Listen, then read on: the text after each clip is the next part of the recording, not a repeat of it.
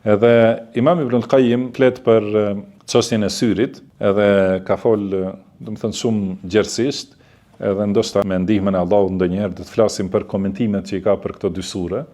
Janë komentime të pakrahasueshme, do thotë dituri të shumta. Edhe me të vërtetë nëse i mëson sipas atij shpjegimit Imam Ibn al-Qayyim, edhe i kupton, edhe i lexon këto sure me ato kuptime, me të vërtetë nuk ka mundësi që të ndikojë te njeri as syri, as magji, as një e keqe.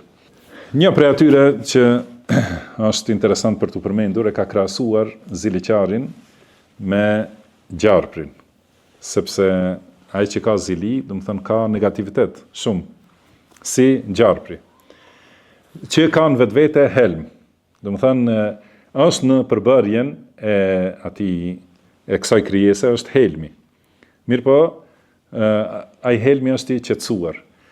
Kur ballafaqohet me dikën që e urren, edhe do të thënë shtohet hidhrimi i gjarprit edhe zemrimi, atëherë forcohet helmi. Edhe me atë, do të thënë bën dëm. Në këtë mënyrë edhe njeriu me syrin e tij. Madje ka edhe gjarpër që me sytë, do të thënë me shikim bën dëm.